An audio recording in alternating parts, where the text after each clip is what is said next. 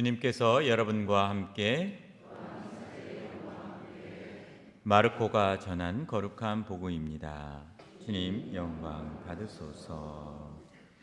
그때 예수님께서는 군중을 가르치시면서 이렇게 이르셨다.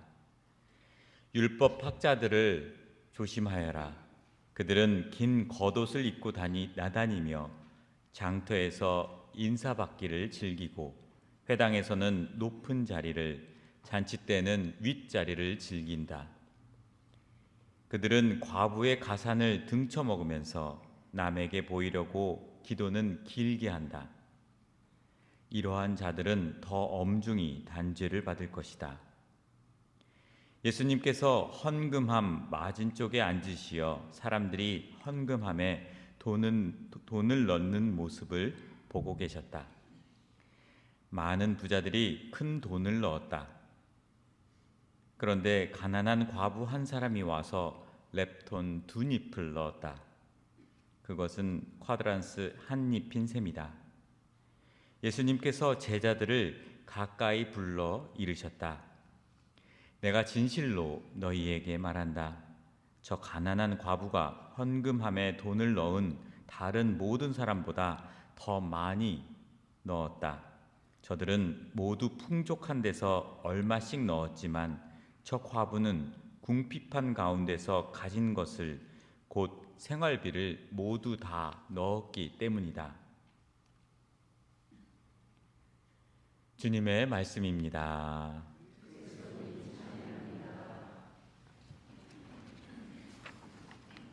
네, 오늘은 평신도 주일을 맞이해서 우리 지금 본당에서 봉사하시는 27대 사목회 회장님이신 이홍철 세바스티아노 형제님께서 복음과 그다음에 또 우리 형제님의 신앙 여정 안에서 있었던 것들을 좀 연관해서 함께 공동체에게 나누도록 하겠습니다. 예, 보시죠. 참 예수님, 안녕하십니까. 사목회장 이홍철 세바스티아노입니다. 먼저 아직도 계속되고 있는 인플레이션으로 팍팍한 삶을 사시는 교우 여러분들께 힘을 내시라는 말씀을 드립니다. 그리고 우리들의 어려움이 하느님 안에서, 그리고 우리 공동체 안에서 위로를 받았으면 하는 마음입니다. 사목회장을 하면서 가장 두려운 게 오늘 이 자리에 서는 겁니다. 저보다 지혜롭고 그다음에 더 많은 세월 묵묵히 봉사하신 분들 앞에서 뭔가 말씀드린다는 것 자체가 사실 큰 부담입니다. 하지만 용기를 내서 여러분들과 함께 나누려고 합니다. 그 전에 이제 제가 하나님께서 받은 특별한 재주가 하나 있습니다. 제가 얘기를 하면 재미있는 얘기도 재미가 없어지고 가벼운 얘기도 무거워집니다. 이미 주신 재주이기 때문에 뭐 반납할 수도 없고 그냥 여러분께서 이해해 주셨으면 합니다. 평생에 한 번 눈물을 흘린 일이 있었습니다. 20년간의 직장 생활을 뒤로 하고 한국에서 가족들과 함께 여기 조지아 콜럼버스에 머무를 때였습니다. 앞길이 너무 보이지 않아서 안방 클로젯에 틀어박혀서 혼자 통곡을 한 적이 있습니다. 그 주일 성당에 가서 제발 한 번만 더 도와달라고, 그러면 하나님께서 시키시는 일은 무엇이든지 다 하겠다고 기도를 드렸습니다. 사실 이거는 정말이었던 게 그 전에 기도를 많이 했습니다. 도와달라고. 근데 이제 제가 한 번도 이렇게 갚은 적이 없는 것 같아가지고, 그래서 진짜로 이번에는 하겠습니다라고 기도를 드렸습니다. 이후 하나님께서는 저희 가족을 아틀란타로 이끄셨고 이곳에서 작은 비즈니스를 하면서 살게 되었습니다. 그리고 그로부터 몇 년 후에는 사목회에서 봉사할 수 있도록 이끌어 주셨습니다. 절벽 앞에 서 있던, 캄캄한 암흑 속에 서 있던 저를 지금까지 이끌어 주신 것은 하나님의 손길이었습니다.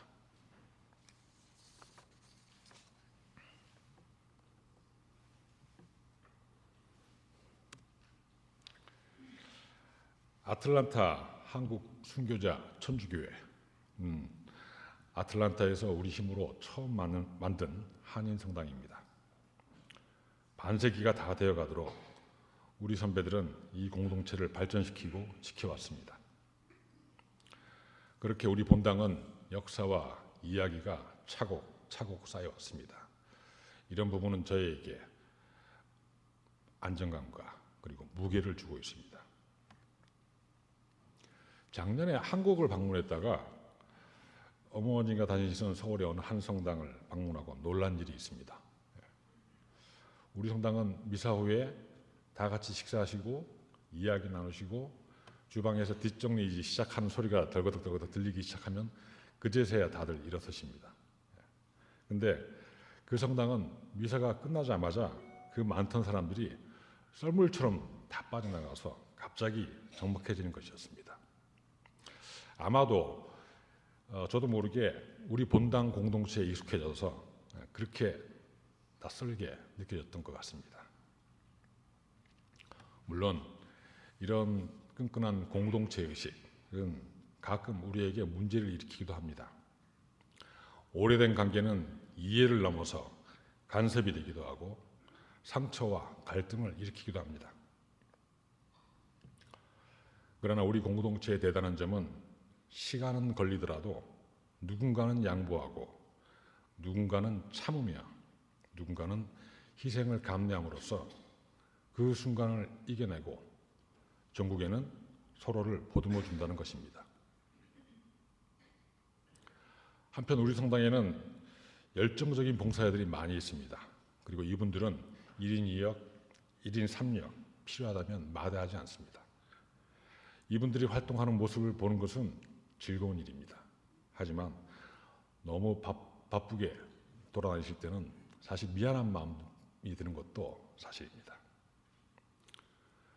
현재 27대 사목회가 하고 있는데 이 사목위원들에 대해서 신부님이 처음에 제의를 하셨을 때 감사합니다 라고 대답하신 분이 계십니다. 봉사할 기회를 주셔서 감사하다는 얘기입니다. 또 어머니께서 기뻐하실 겁니다 라고 말씀하신 분도 계십니다. 또 이미 사목교에서 오랜 기간 몇 번에 걸쳐서 봉사했음에도 불구하고 다시 봉사를 제의했을 때 바로 그 자리에서 흔쾌히 수락하신 분도 계십니다. 또 이미 제의를 하기도 전에 저는 한 번 더 해야 될 것 같습니다 라고 자원하신 분도 계십니다. 몇 분이 계십니다. 저는 이런 분들을 보면서 감탄하고 배웁니다. 또한 우리 성당에는 숨은 봉사자들도 적지 않게 있습니다. 누구도 그분들에게 요구하지 않았습니다. 하지만 그분들은 손길이 필요한 곳이라면 항상 그곳에 계십니다. 대들보가 정말 말없이 있지만 그 대들보 없이는 참 문제가 생기죠. 예. 저는 그분들이 우리 성당의 대들보라고 생각합니다. 이와 같이 서로를 보듬어주며 헌신과 희생을 마다하지 않는 본당, 그리고 이런 분들을 보면서 배울 것이 있는 본당, 우리는 성숙한 공동체입니다. 사진 잘 안 보이시죠? 예, 암벽입니다. 예, 저 안에 사람 2명이 있습니다. 제가 좀 보여드릴게요. 예. 산에 갔을 때 찍은 사진입니다.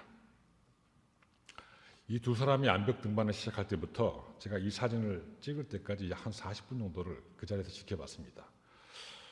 보기 시작하면서부터 주변의 아름다운 경관은 사실 눈에 보이지 않았습니다. 이 두 사람은 부자 관계로 보였습니다. 위쪽의 젊은이는 약 40대로 보이고 이 친구가 설치한 로프를 이용해서 올라가고 있는 분은 70대 초반 정도로 보였습니다. 아마도 저 아버지가 젊었을 때는 본인이 위에서 끌고 아들이 아래에서 따라 올라가지 않았나 싶습니다. 30년 전에도 그리고 지금도 이 두 부자는 정상이라는 하나의 목표를 향해 서로 의지하며 가고 있습니다. 우리 성당도 이와 같습니다. 신세대와 구세대가 서로 끌어주고 밀어주며 선배들이 힘들게 일구어 놓은 이 성당을 소중히 지키고 발전시켜 가야 합니다. 여러분 아십니까?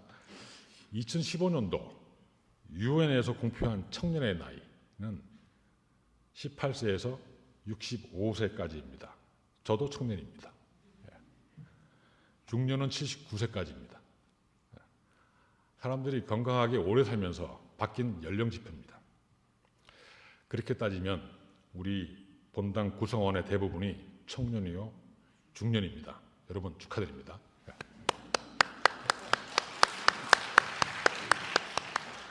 젊은이에게 양보하지 않으셔도 됩니다.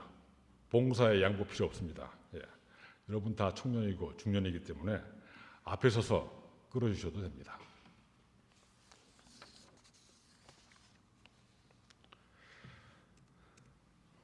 오늘 독서에서는 엘리야에게 드린 마지막 남은 밀가루 한 줌과 예수님에게 봉헌한 과부의 렙톤 두닉에 대해 이야기하고 있습니다. 돈이나 물질이 아니라 마음을 드리는 것이 중요하다는 것입니다. 그런데 마음을 어떻게 드려야 합니까?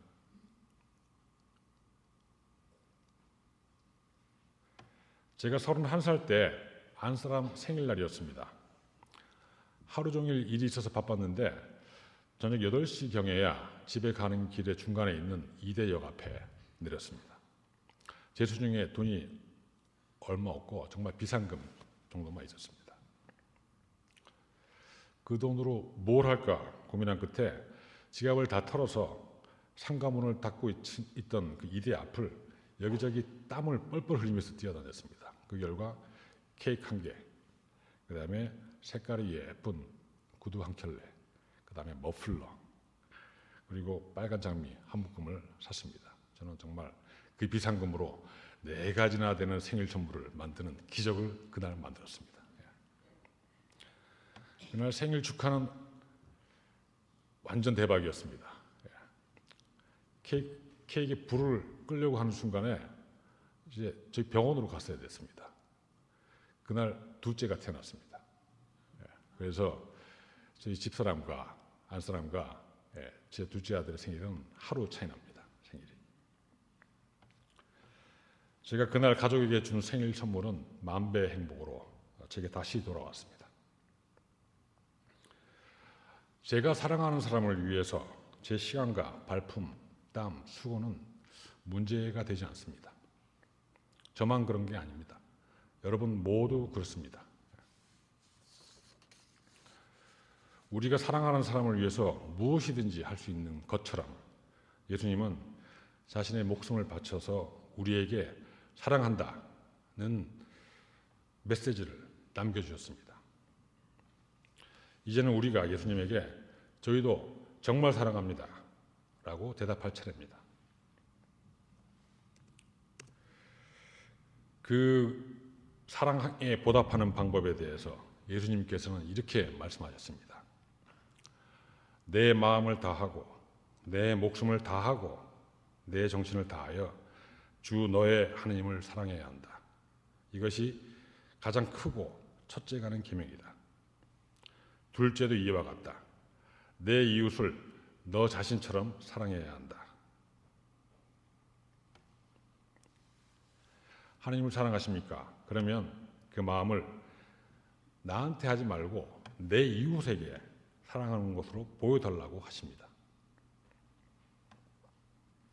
지금 바로 옆에 앉아서 계신 분에게 진심을 담아서 평화의 인사를 하는 것도, 처음 보는 신자분에게 관심의 미소를 보이는 것도, 교우 중 아픈 분과 같이 아파하는 것도, 성당에 일손이 필요한 곳에 한 번쯤 들려보는 것도, 우리 방과 구역 식구 중에 내가 더 챙겨야 할 부분이 없을까 고민하는 것도, 내 시간을 쪼개서 봉사하는 것도 다 하느님에 대한 마음과 사랑을 표현하는 것입니다. 마음만 준비되어 있다면 하느님을 위해서, 이웃을 위해서 사랑하고 봉사하실 수 있는 기회는 우리 성당에 얼마든지 있습니다. 주보나 카톡방을 보시면 봉사의 일손이 필요하다는 공지가 있을 겁니다. 이때 여러분 마음속에 도움이 필요할 것 같은데, 도와줄 수 있을 것 같은데 라는 생각이 떠오르시면 그때가 바로 여러분의 마음을 드러낼 수 있는 기회이니 놓치지 않으시기 바랍니다. 그리고 저나 사목위원들에게 물어보시면 아주 상세하게 반갑게 안내하도록 하겠습니다. 봉사자가 너무 많아서 간식비를 걱정해야 되는 상황이 온다면 저는 행복할 것 같습니다. 그리고 마침 간식비 걱정하는 김에 한 가지 더 말씀드리면 우리 성당의 교무금과 보험금은 대단히 안정적입니다. 그런데 너무 안정적입니다. 예전과 같은 항목으로 지출을 하더라도 모든 가격이 50% 정도 올랐습니다. 요새 교우 여러분들도 힘드실 텐데 이런 부탁을 드려 죄송합니다. 하지만 지금 현재 시점은 우리 모두 내가 드릴 수 있는 랩톤에 대해서 고민해야 할 시점이라고 생각합니다. 지금 보시는 예수님은 프란치스코 하비에르 성인의 생가에 모셔져 있는 예수님의 환히 웃는 조각상입니다. 제목이 환히 웃는 조각상입니다. 예수님. 저에게는 여러분들과 같이 꾸고 싶은 꿈이 있습니다. 성당에 들어서는 순간부터 어느 누구 한 명 빠짐없이 모든 교우들이 이 예수님처럼 환히 웃으며 행복해하는 모습입니다. 우리 모두 같은 꿈을 꾼다면 꿈은 그 순간 더 이상 꿈이 아닙니다. 그때는 하나님께서 우리에게 그분의 마음 한 자락 늘어뜨려 주실 거라고 믿습니다. 우리 성당의 모든 형제, 자매님들의 가정에 하나님의 축복과 은총이 함께 하시길 기도합니다. 감사합니다.